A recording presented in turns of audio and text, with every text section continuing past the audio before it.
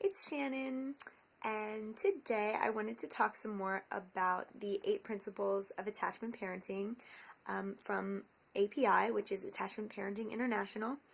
In one of my other videos, I talked and I shared with you guys about Attached at the Heart, which is a terrific book, and I'll put a link in the description to where you can purchase it. But it's basically the manual of attachment parenting. It talks about the basis of attachment parenting, the science of attachment theory, and then it goes over each one of the 8 principles. Each principle has a chapter dedicated to it and exploring all the implications of each one. So I've already done a couple of videos about ensuring safe sleep physically and emotionally. So if you're interested in that, we talk about co-sleeping, bed sharing, and just ways to make nighttime parenting easier for everybody. So if you're interested in that, please check out my other videos. But today we're going to talk about nurturing touch, providing nurturing touch, and this is a huge one. I thought we'd dive into this one because it's pretty straightforward, but there's just so many ways that you can incorporate nurturing touch into your parenting process to enhance that attachment bond, which is what attachment parenting is all about. So we're going to get into that. One of the ways I really like to incorporate nurturing touch is and touch time. That's kind of what you call it. Touch time is just that experience of being in physical contact with your child. And one of the ways that I like to do that every day is by taking Zara, my daughter, for a walk. She's 4 months old.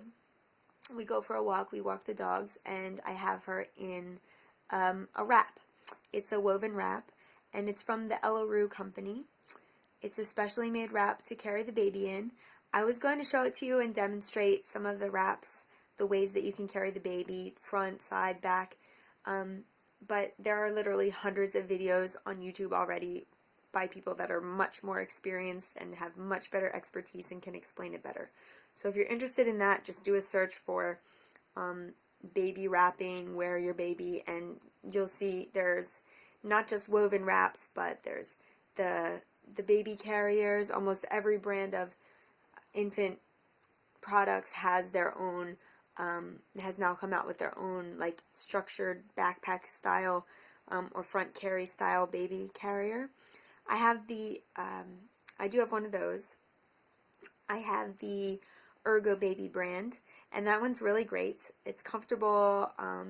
It's also made of organic fibers, and they're really easy to use, and they also have an insert. It's called the Ergo Baby Infant Insert, and it's like a little bunting style pad for little babies, so you can still use the carrier even when your baby is very small, brand new, I think 8 pounds and up. So even when they can't support their own head, you can still carry them in the carrier in front of you, which is really awesome. And there are just so many different types of carriers. So wearing your baby is a great way to get touch time in, and one of the other great factors is that your hands are free, so you can still do things like I said. We walk the dogs, so I'm holding the dog leashes, sipping my drink. Zara's right there. Your baby can be with you, see you, and be right there at the level where all the action is, and that's babies they love that. So that's one great way. But there's so many ways to incorporate touch. There's baby massage, and that's another terrific way to increase that bond and that physical presence. And it's one thing Zara and I like to do a little bit of massage after bath time when we have like our little moisturizing oils, and after we're all relaxed from our bath, we'll come in here and I'll put the moisturizing cream on her and I'll give her a little rub down. There are workshops, books, and I'm sure videos about baby massage.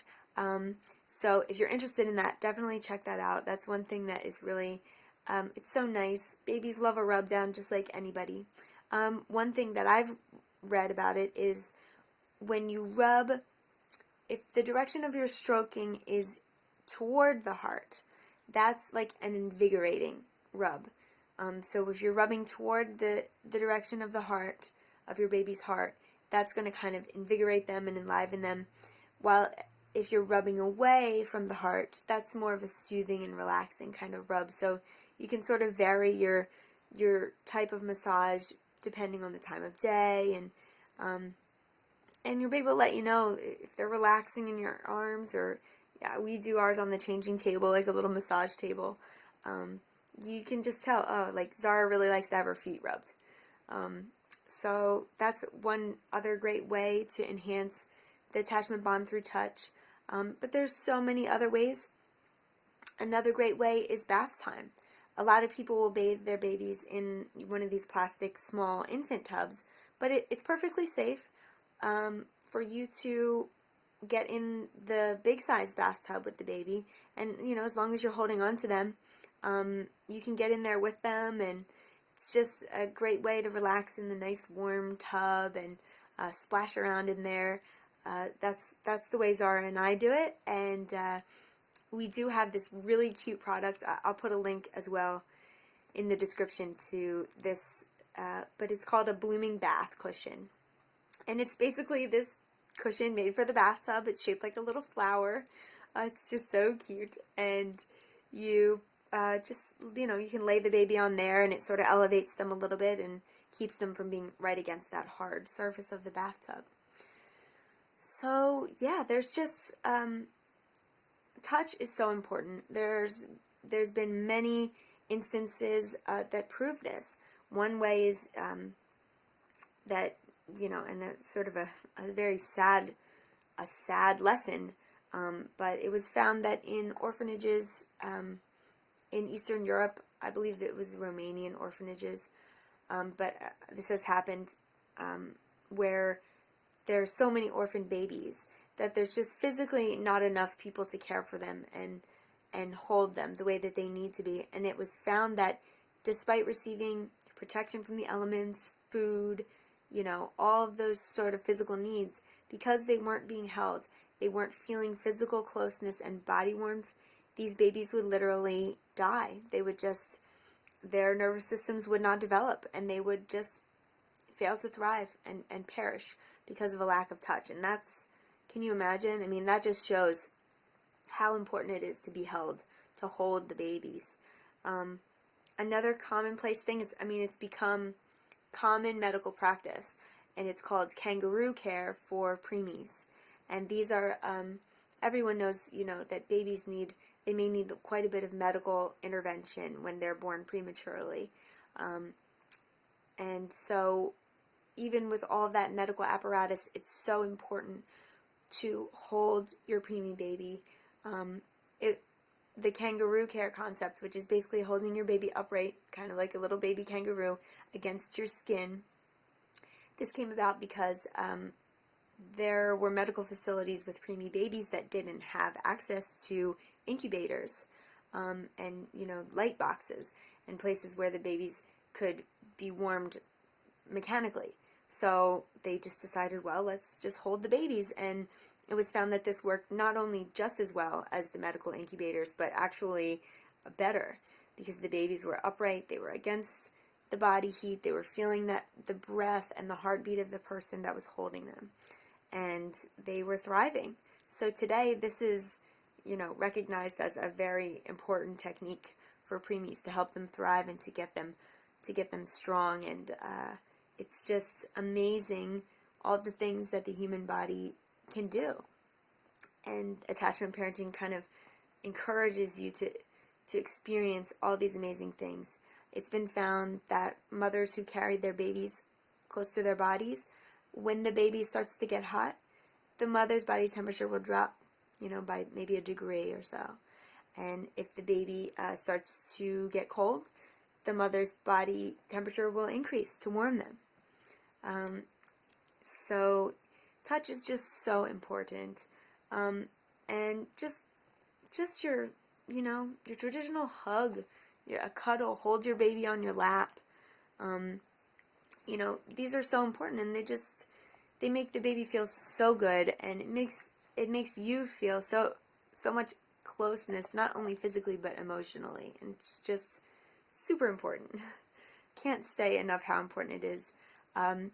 some people might be familiar with the concept of the continuum concept.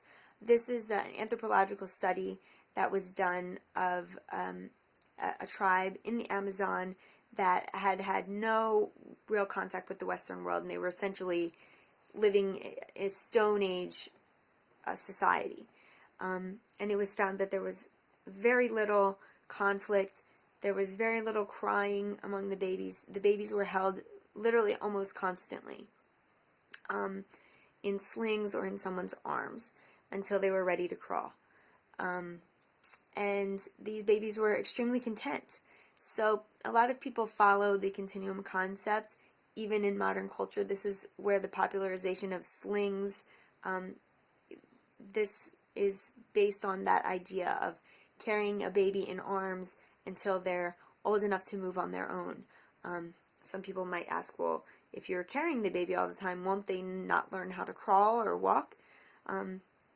But just the way that the physical stimulation of being held, you know, the baby wants to look around, they're alert, they're calm, they're interested, and they will begin to develop strength in their core just from being held and from positioning themselves, and it will kind of just come about.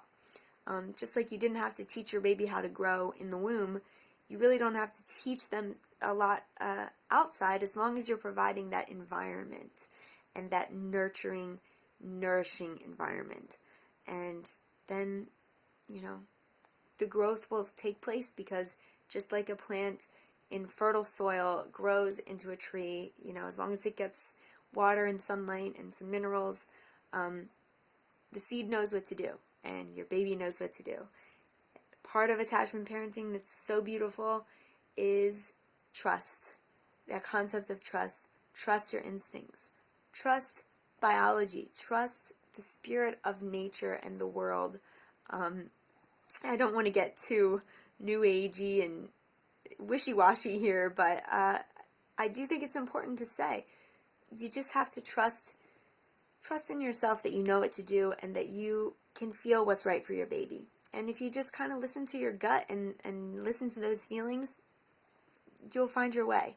But attachment parenting provides some really great road signs and signposts about which way it might be a good way.